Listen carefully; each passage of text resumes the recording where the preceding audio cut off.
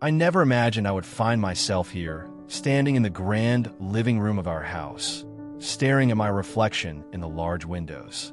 The woman I saw, there was a stranger to me, someone who seemed both familiar and completely alien. In her mid-40s, with soft lines forming around her eyes and mouth, she seemed to have lost the spark she once had. She was supposed to be someone full of life, full of love. But now, all I saw was a woman trapped in a life she barely recognized, trying so hard to keep up appearances. My husband, Alexander, had always been busy with his work, but in the past few years, his absence had stretched longer and longer. His business trips that used to be occasional had turned into long stretches of time, days, weeks, and when he finally returned, it was as though he had never left in the first place. He was no longer the man I married, and I wasn't the woman he once loved. Our interactions had become strained, awkward even. Conversations felt more like exchanges of pleasantries rather than heartfelt discussions. Intimacy, that closeness we once shared, had become nothing but a memory, a distant one at that. I tried to keep up the facade. Every day I followed the same routine, cooking, cleaning, greeting the neighbors with a smile that felt more like a mask than a genuine expression. On the surface, everything seemed normal, but inside I was falling apart. I had become a shadow of who I once was, quietly losing myself with each passing day.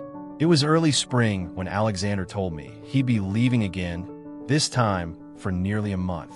As always, I nodded, pretending to understand. I had long accepted that this was my life now.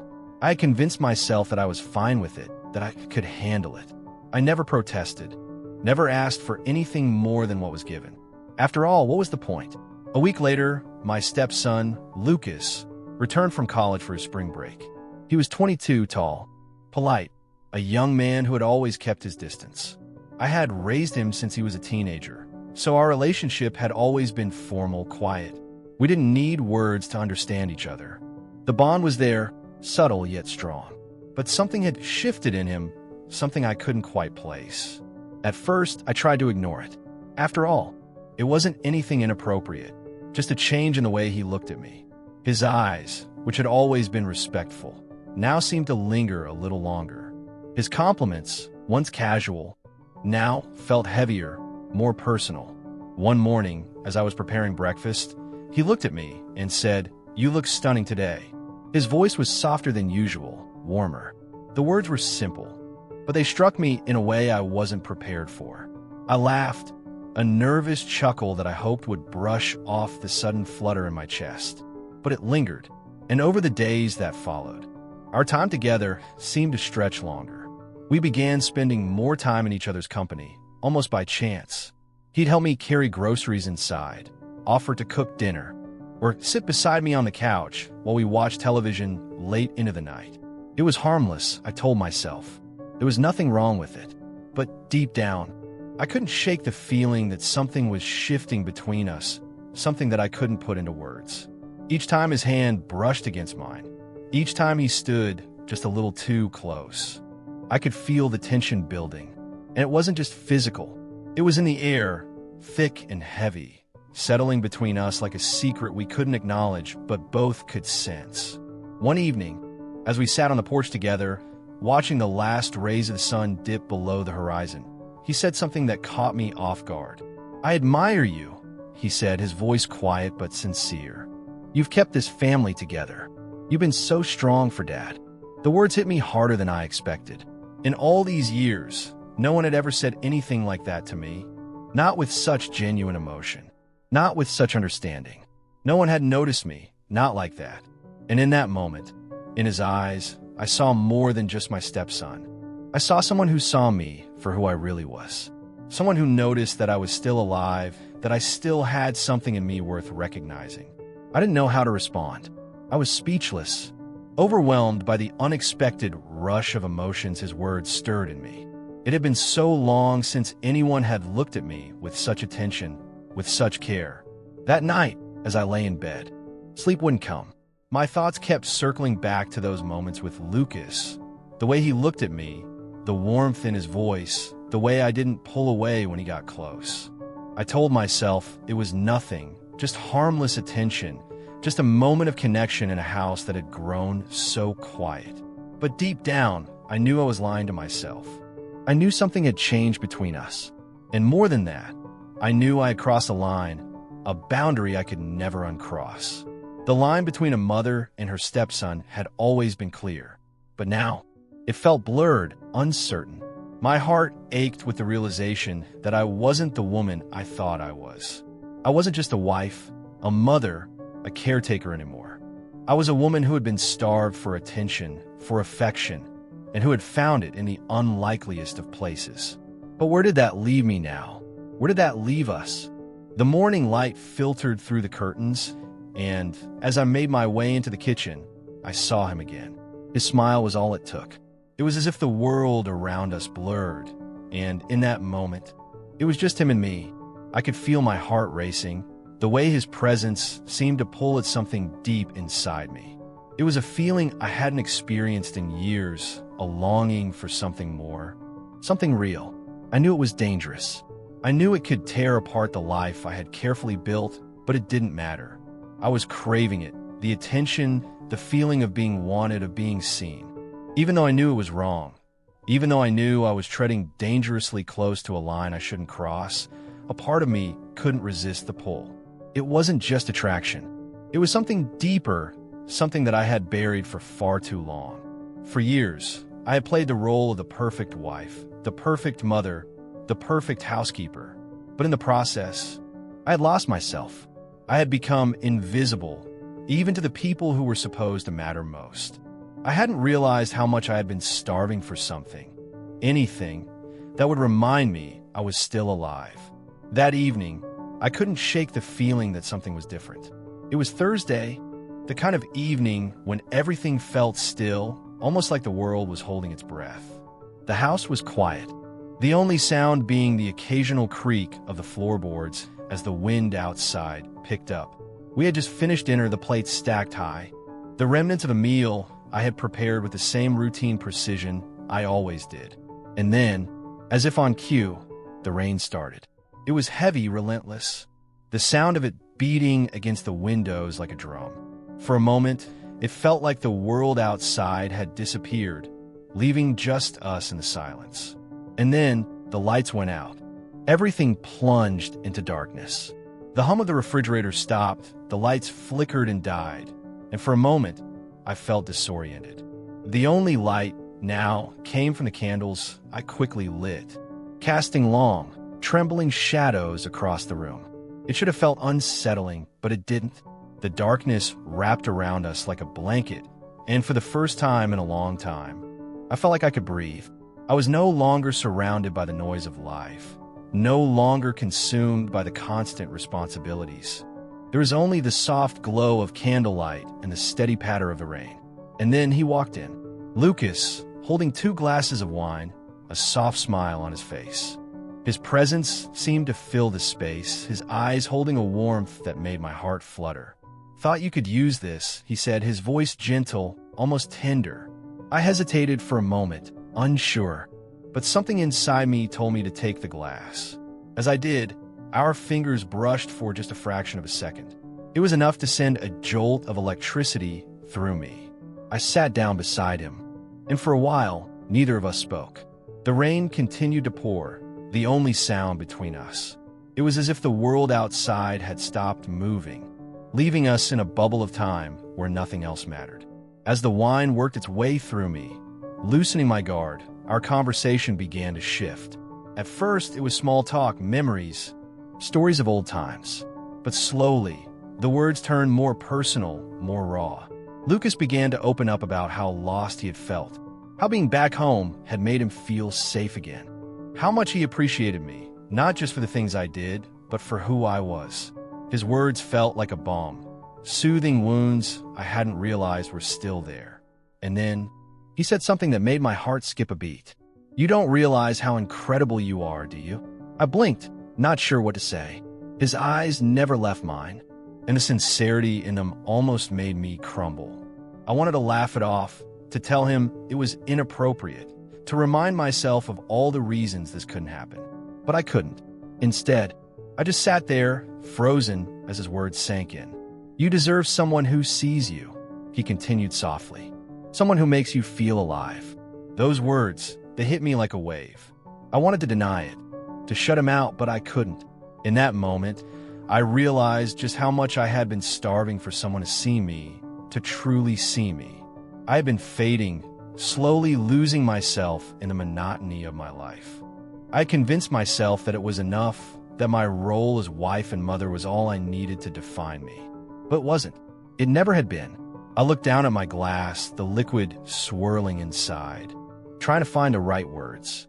But before I could speak, I found myself telling him how I felt. How sometimes I felt like I was disappearing, like no one noticed me anymore, like I was invisible in my own home. And then it happened. His hand moved, and his fingers brushed gently against mine. I didn't pull away.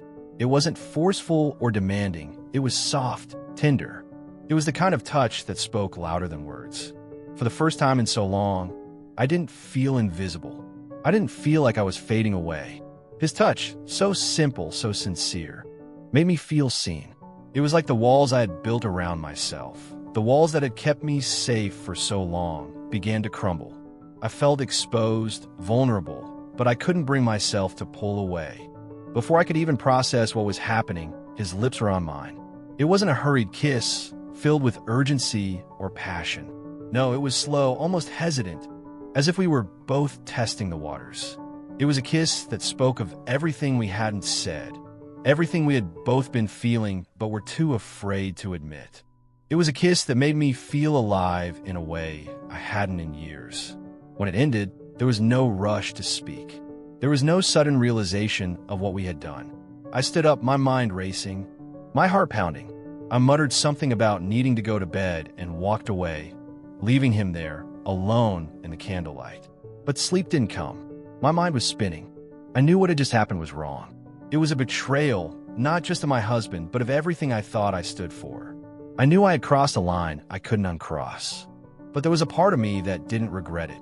There was a small, secret part of me that felt alive, seen, and for the first time in a long time, I didn't feel invisible.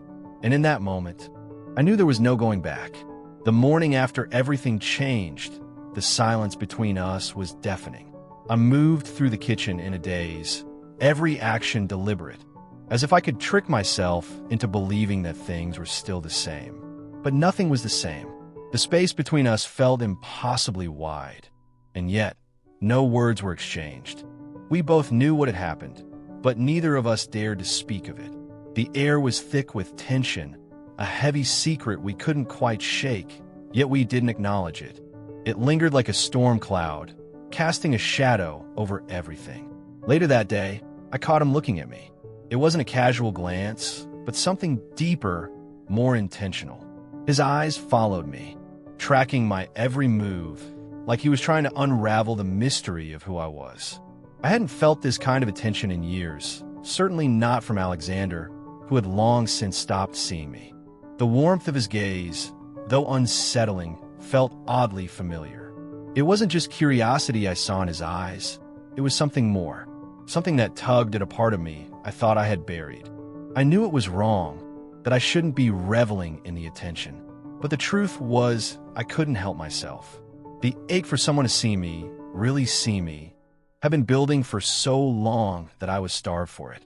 And Lucas, with his quiet intensity, was the first person in ages who had truly looked at me like I mattered. As the days passed, Lucas found excuses to spend more time at home. At first, it was casual, movie nights, running errands, long walks when the weather was nice. But gradually, the moments stretched into something more. Our conversations deepened. He asked about my childhood, about the things I wanted but had never dared to dream for. He wanted to know what it had been like to give up everything for a marriage that felt more like a contract than a partnership. I tried to draw the line. I told him this wasn't right, that we couldn't keep doing this. It was reckless, dangerous. But when I said it, I didn't really believe it. Not in my heart. He nodded, of course. He listened, and for a moment, he seemed to understand the weight of what I was saying.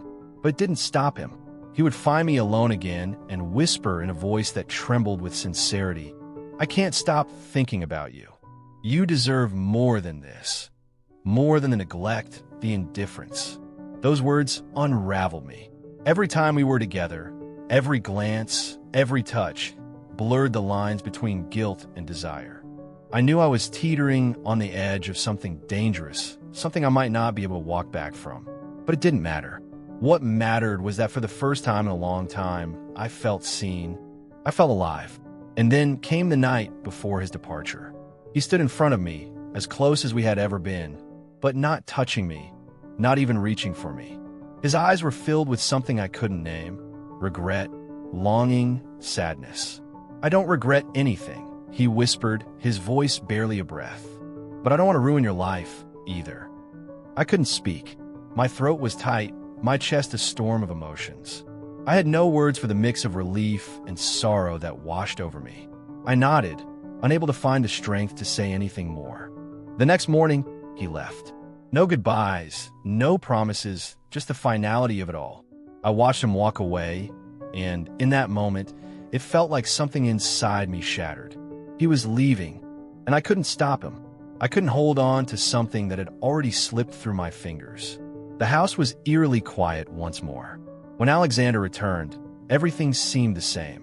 He talked about his business trips, the meetings he'd had, the souvenirs he brought back. But I wasn't the same. I couldn't pretend to be. He didn't notice the way I avoided his gaze, or the way my eyes had lost their spark.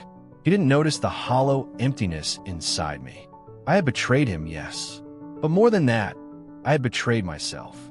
I had let myself become invisible in my own life, and Lucas, though he was a fleeting part of it, had made me feel seen again. Now, there was only emptiness where once there had been longing, and guilt gnawed at my insides.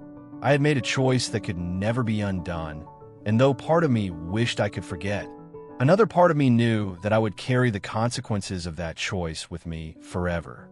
I received one text from Lucas after he left: "Take care of yourself." I stared at the message for a long time, my fingers hovering over the screen. I didn't know what I expected, but those words felt both comforting and final. After a moment, I deleted it.